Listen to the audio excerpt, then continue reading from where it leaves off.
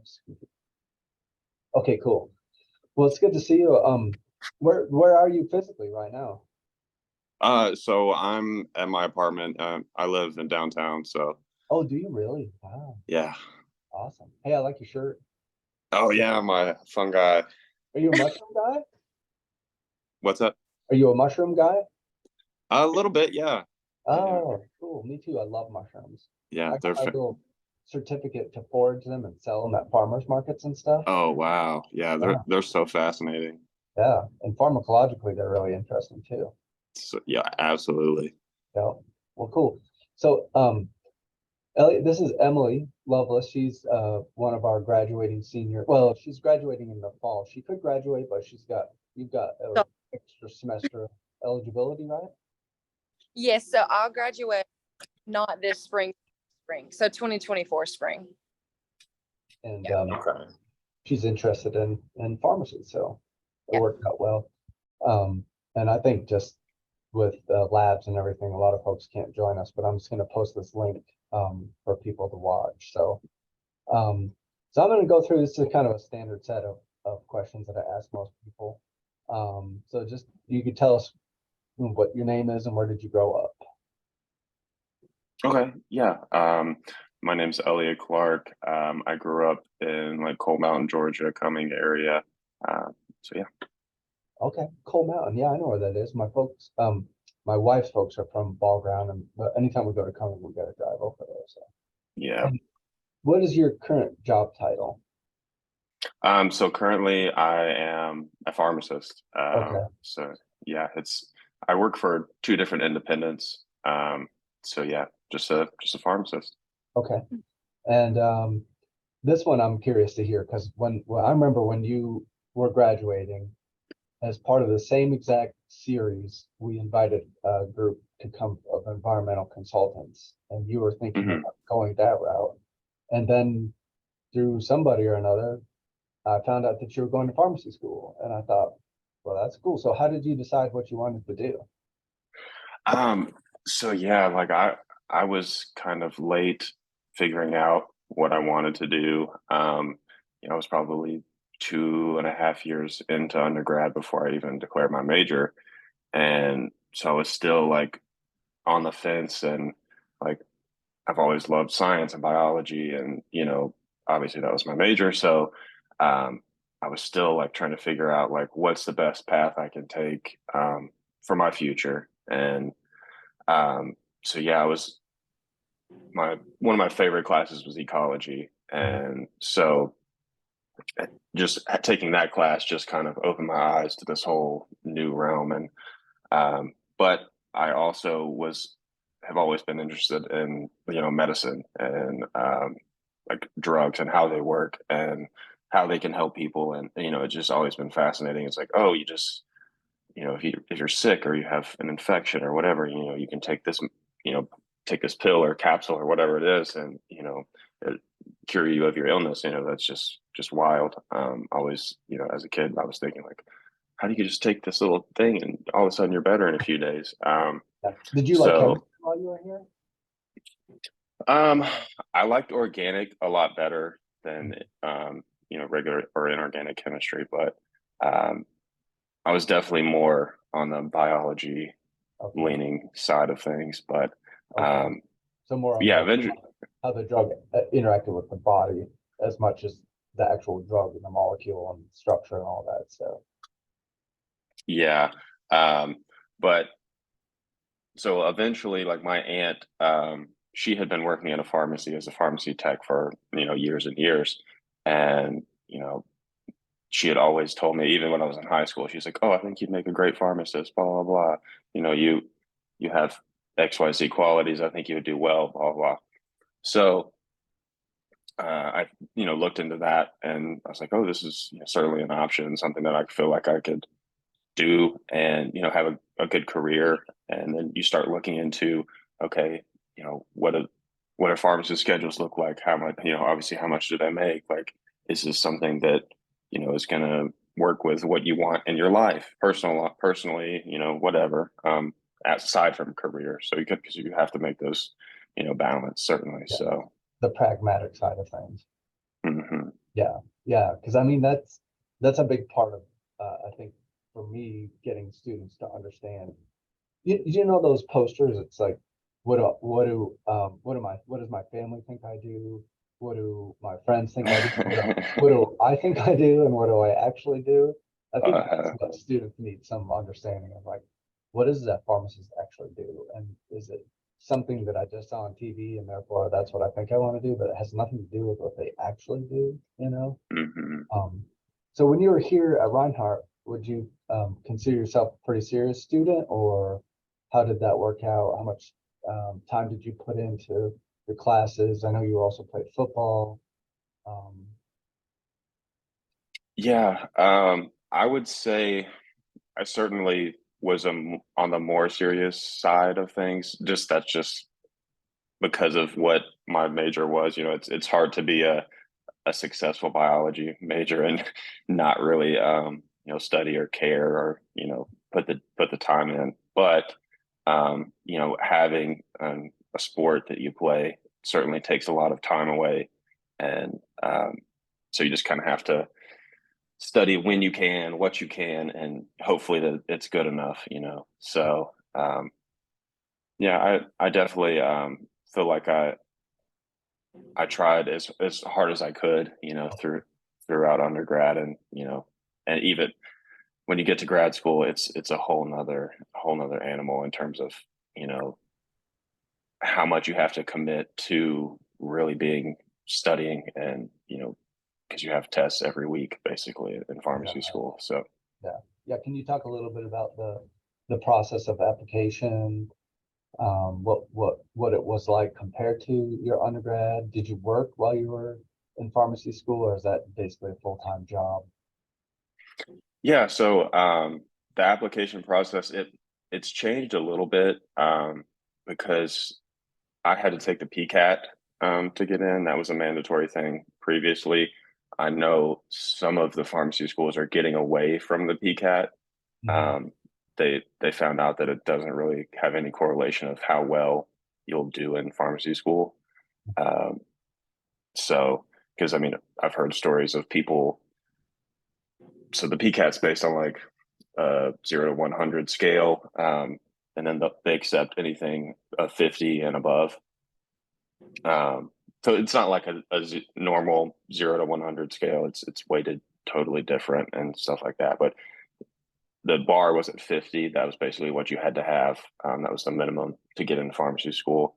Mhm. And I've heard people that scored in their 90s and they failed out within a year or two. And then, some people get right at 50 or 55 and they, finish out no problem. So they just found that the PCAT wasn't really telling them how people were going to do in school. So Right. um, it's more about how you handle, your extracurricular stuff in undergrad, and they look at that stuff. And the interview process is a big thing, especially in pharmacy school. So Mhm. um, the whole process, it's a lot. I mean, there's a lot of paperwork that you have to do, which not having to take the PCAT, that'll save you some studying time and certainly a lot of money. I think those Mhm. are like 400 a pop. I took it twice. So yeah, but yeah, there's a lot of paperwork you got to fill out, a lot, which I mean, if you're looking into it, you probably know that already. But So you yeah, so we went to sorry to interrupt, but we went to Augusta to talk to some first year medical students, and they kind of echoed what you're saying, is that a lot of the application is about the story about who you are and about sort of pitching yourself. And so, if you were a softball, Emily plays softball, so to speak to that is probably a good thing on your application and during your mhm. interview.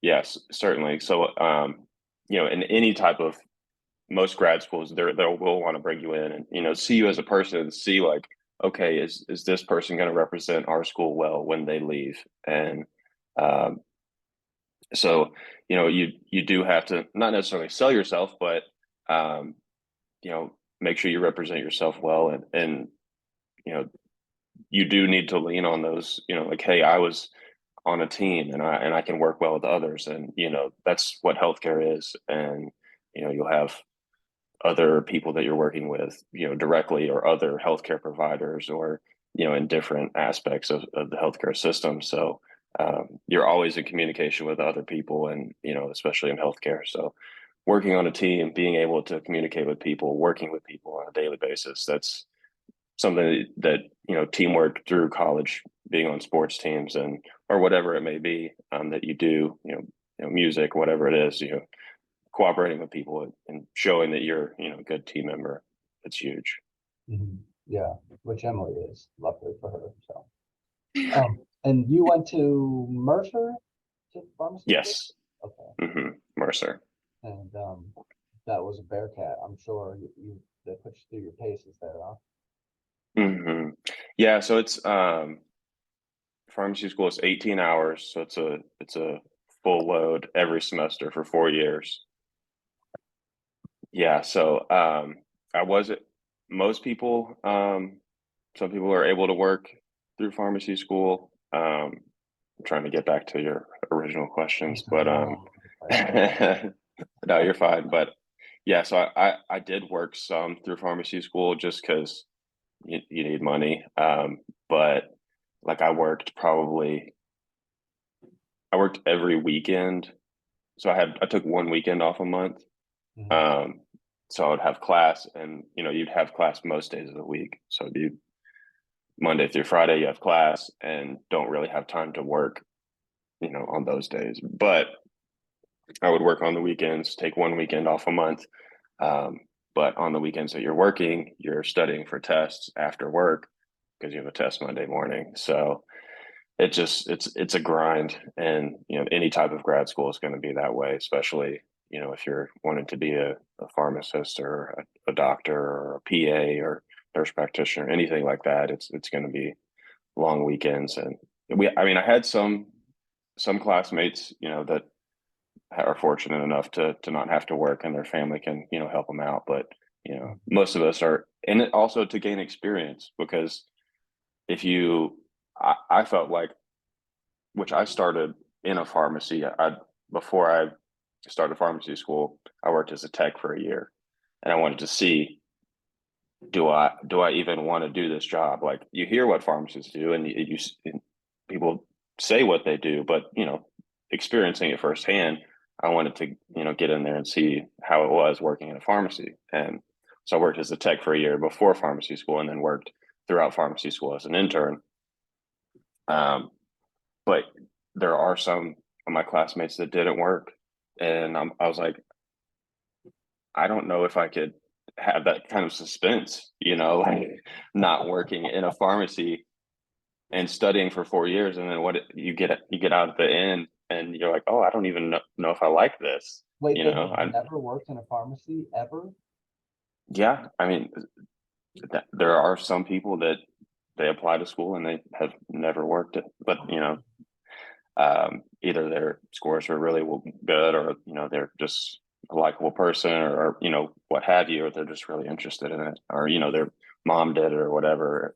Some people may just want to. I was like, that's not for me. I need to know before I spend this time and money. But yeah. So you said you work for two different pharmacists. Is this in like a retail setting, or? Okay. Yeah, so it's like retail community pharmacy. So I work at two different independents, so they're just owned by a pharmacist, and there's no like overhead company or anything like that. So it's just two individuals. But yeah, which is outside. So you have hospital pharmacy, and then like retail, or the community setting. And I wasn't really interested in the hospital setting. Just kind of knew that going in. But there are a lot of great hospital pharmacists out here, and obviously we need pharmacists in the hospital to help with medications. So so a typical day, what do you? I know you're basically behind the counter all day, and a lot of it is customer service, or are you counting pills? What's the difference between, like, what do you do basically on a day to day? Okay, yeah. So on a day-to-day basis, the pharmacist is basically, you're responsible to making sure that the right patient gets the right medication. Okay. It's the right drug, the right, everything. You have to make sure that everything's safe, make sure that you're checking what all of your techs are doing. So basically, the responsibility is on you when the medication leaves the store. It's your responsibility to make sure that it's safe. So basically, what you're doing is, a lot of times you're entering prescriptions. They come over from the doctor's office, or people come and hand you theirs. But most of what the pharmacists do, you counsel your patients on medications if they have questions, which the past, I would say, 15 years or so, it's just kind of gotten away from that a little bit in terms of insurance companies dictating a lot of things. So we spend a lot of time talking to insurance companies, or, hey, this patient's having this issue, or so there is a little bit of battling insurance companies that you don't really want to do, or, sitting on hold and, calling them and saying, okay, well, this patient, this needs this, and why isn't this working, or why isn't their coverage covering this, or blah, blah, blah. So there's a lot more of that than you would hope. But that's just kind of the beast of the healthcare system that we're living in. So how about on the other end? Are there sometimes that doctors will prescribe something that you feel like is not appropriate or not safe for a patient, and then do you have to go back to the doctor too?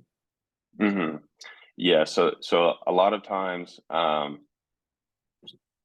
everybody's human, and doctors make mistakes, and so sometimes they'll write a drug, and they'll write the milligrams is incorrect, or they don't, or aren't aware of another patient because the patient's gone to 2 or 3 different doctors, and there's no way for those doctors to communicate with each other, and so there may be a possible interaction between medications. So that's what we're there for, to catch those interactions, or to catch those when the doctors may be right for something that may be harmful, or potential interaction, or things like that. So yeah, that's when we would reach out to the doctor, and a lot of those things can be handled through a phone call, which, depending on the class of medication, but most of them can. So a lot of talking to doctors' offices, nurses.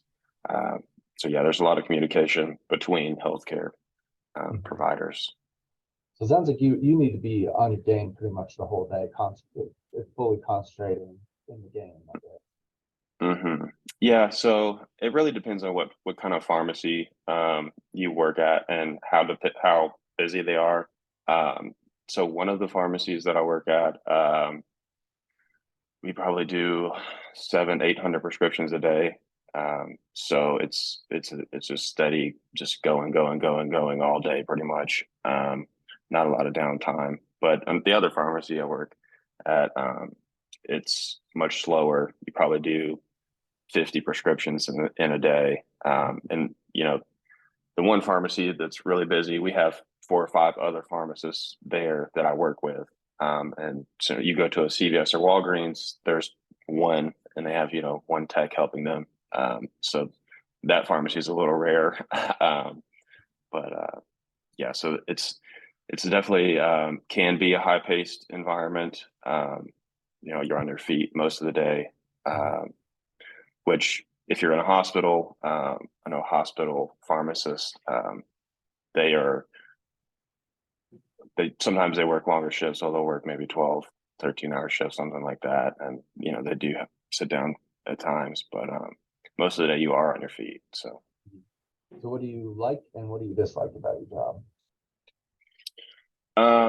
As far as likes, I mean, with every job you have pros and cons. But I do feel like my job has a purpose, and I feel like, there are people that are, that genuinely look to you for help and guidance, and to be able to provide that and help people out and, you know, just give people information and, you know, comfort people when, you know, they are worried about a medication or, you know, or being able to find a coupon for somebody and you know, it saves them $100 or something like that. You know, that goes a long way for people. And um, some of the great things about it, like I see one of the older pharmacists that owns one of the pharmacy that I work at. He just to see the relationship that he's built throughout his career with patients and especially in that area,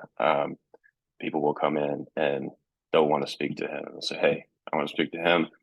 I don't care if there's other people that could help me. I just want to speak to him because I know him, I trust him, and you know this is my pharmacist. You know we have a working relationship, and you know to see that's kind of what you strive for as a healthcare provider and someone who you know cares about patients and the community around you. So um, seeing those kind of things is really what you like. But as far as dislikes, it's really most of it is out of your control.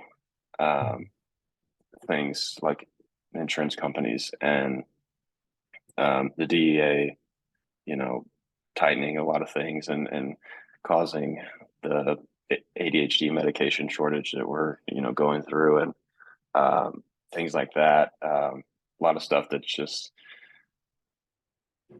you hate seeing patients, especially you know patients that maybe not can't afford their medications and are struggling in that way. And it's like you just wish there was more ways to help people, you know, gain access to their medications that they need. And a lot of stuff is, you know, as healthcare, you know, in you know just human health and healthcare, like a lot of things people can't control and they don't choose to have certain things that they're afflicted with. So not being able to afford, you know, the medication that they need, it's tough to see, and you know, you wish that there was just a better system to kind of help people. But you know, that's my biggest grievances with just you know pharmacy and healthcare in general is just you know patient access, and so Yeah, that's yeah, really the biggest things. yeah. You hear about these things, but I mean, I hear about these things. You see them. You know the people. You know their health issues, and I can imagine that would be a real energy suck, you know, for sure. Um, and advice for students who are thinking about going into this field. Um, so as far as advice, I would say as early as you can, just familiarize yourself with medications. So there's a thing called like the top 100 medications. It's just like a list of the most common medications that are used in pharmacy. And so to get just a jump ahead, just familiarize with those drugs, you know, what they're for, how they work, side effects, things like that. Also just you know working on your interview skills, those kind of things, because you know in pharmacy school that's a huge part of it now, even more than the testing. So making sure that you're ready for that, those are the biggest things. So if you don't have to take the PCAT, really that's pretty much it. Just know that it's going to be a grind. It's nothing easy. So 18 hours every semester, it's a lot. But I do think that it's a career that gives you a lot of flexibility. So as far as you know your career and your life balance. So I work 3 days a week, which of course pharmacists are going to work longer hours. So I'll work you know a 10-hour day, 9.5 hour day, 10.5 hour day. I don't ever work any 12s or anything like that. But yeah, just know that it's not to be taken lightly. So it's gonna be a challenge, but it's something that if you're really interested in and committed to doing, then you should definitely pursue it. So Yeah, it seems like a sustainable job too. Like, you're a relatively young man, you're making good money, and you know, in 40 years, you can still be doing the same thing, and it's not going to break your body down. You know, you will have built all that credibility. You're going to be somebody in the community people look to for advice. I mean, it seems like it kind of checks all the boxes in a way.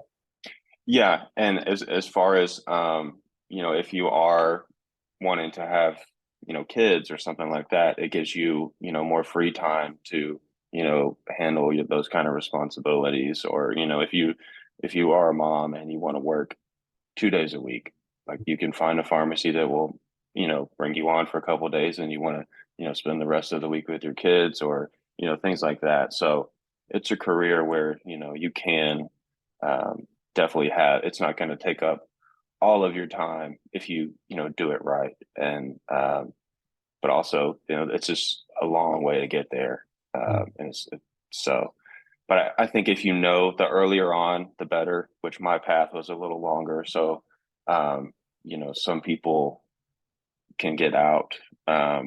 If you know, in basically early undergrad or high school, if you want to go to pharmacy school, you can do like all the prerequisites, don't even need a degree. Um, and then you can get into pharmacy school. So you can knock it out in 6 years. Mm. I've seen, I've heard people do that. But you know, if you take the 4 years in undergrad and then 4 years in pharmacy school, it's about 8. So mine was a little longer, but Well, hell, I spent 7 years in my PhD program.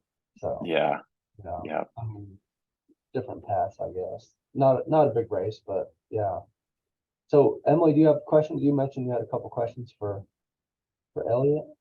Yes, I was going to ask one thing. So I'm looking into a couple different schools, and the way they word their application process is kind of like weird. So if I'm technically a junior right now, next year's my senior year, would I need to apply now or do early applications like this coming up fall and then do interviews? Like it, Georgia was the main one I was looking at, and it was like you can early apply in December, they do rolling applications through the summer, and then you start in August. So do I need to apply now or wait until the fall of this year? Um, hmm. So That's they said, it's different for every school, I think, but mhm, they word it really weird. And it's all like for Georgia, I think I do early applications for 2024 start in December. So I'll do interviews in the spring of 2024 and start in the fall of 2024. yeah, that makes So, sense.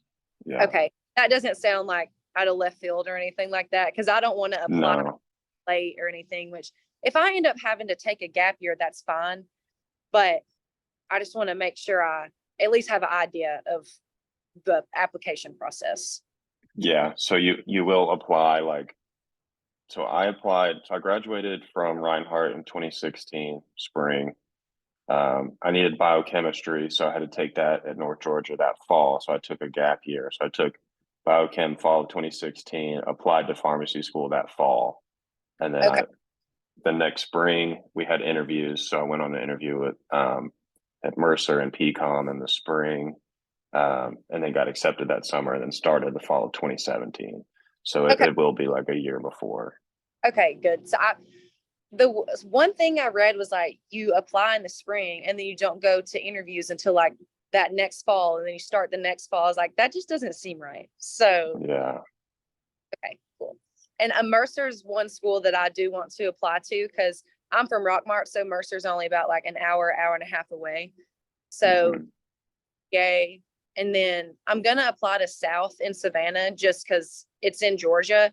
And then probably Auburn too, because they have a 3-year program. So push it, like compact it into 3 years. I feel like that'd be kind of stressful. So hopefully Mercer or UGA, those are my top 2. It just depends on where I get in. Yeah. So I know South is a 3-year program as well. Oh, okay. So I didn't even bother with that. I thought like I need my summers to recover and Yeah. work and make a little money, you know. Mhm. So I didn't even apply there. I applied to Mercer, PCOM, and UGA. So I got into PCOM and Mercer, got interviews. That I got accepted to both. Didn't even get an interview at UGA. Really? So I was like, well, it's whatever. So yeah, PCOM it's a really nice campus. Through pharmacy school, I had a roommate who was in physical therapy school at PCOM, which actually Dr. Felix knows him, Joe Cannon. Okay. So we lived together in grad school. He was at PCOM, and we got an apartment kind of like but in between Mercer and PCOM. So he was at PT school there, and they had a 3-year program for their PT school. So seeing him go through a 3-year program and just not ever having any time off. I think they got 2 weeks off. I think have like winter break for a week, and then a week during the summer that they have off. But the rest is going to school. So yeah, it is I feel like that'd be more kind than of I could do. Yeah. As I'll let me speak up as the old guy here. When you're 6 years old and you're doing dishes and shit like that, you're not gonna. That year is gonna No. be, and you'll be glad that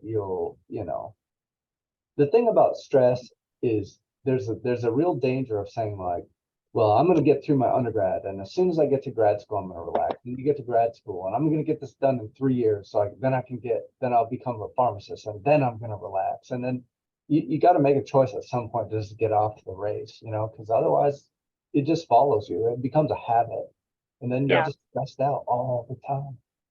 And it's then what's the point? So. Yeah, because as soon as you get out of school, real life is here, and that's not much of a relaxing time. So Yeah, no, it's like you got to be obnoxious about claiming time for yourself. Otherwise, certainly, everyone's gonna gobble it up.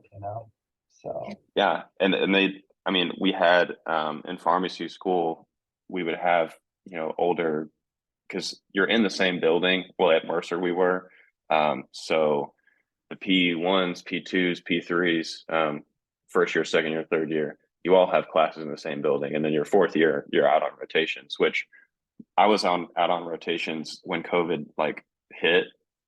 My rotation started then in May. So I had 2020. yes. Oh my gosh. Yeah, so I was in the hospital for all of that, doing hospital rotations. Luckily, I only had like 3 in the hospital because you have 8 rotations your fourth year, 8 5-week rotations. So it's been a good time in the hospital during COVID, which was not fun. But yeah, so it's crazy seeing what we've dealt with the past few years, especially in healthcare. So much has changed, and seeing like how little the government will help. Yeah, So, you guys would just put out there and deal with it. And because I mean the fact is they know that you're not going to just walk away from it. And so yeah. But anyways, I was thinking the whole time that I'm sure you can't really help but have your politics changed in a way or solidified, or it's got to bleed over into your whole worldview. And seeing this day to day, people struggling through, just trying to do what everyone else is trying to do, just take care of their family and be healthy.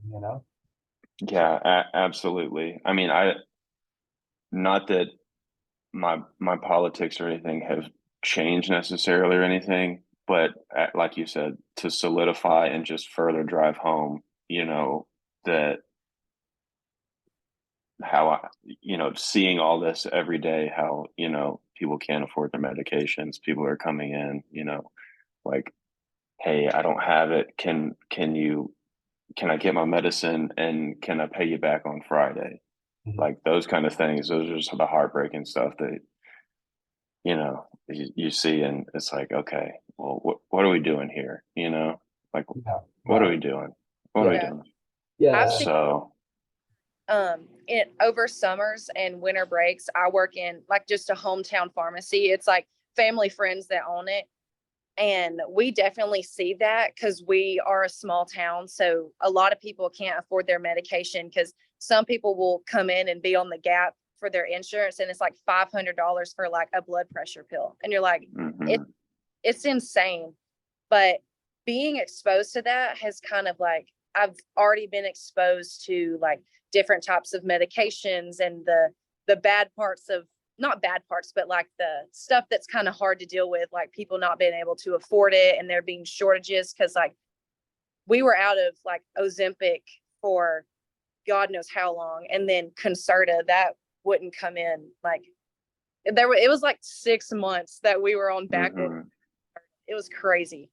So it's crazy having to deal with that kind of stuff, but it's part of it. And I feel like I'm glad that I already worked in a pharmacy because I was able to see that ahead of time and I'm already kind of exposed to it. So I really like for younger people wanting to like that are interested in pharmacy, if you can get a job in a pharmacist, like in a pharmacist setting, it's very beneficial because you're exposed to the good stuff and the hard stuff also.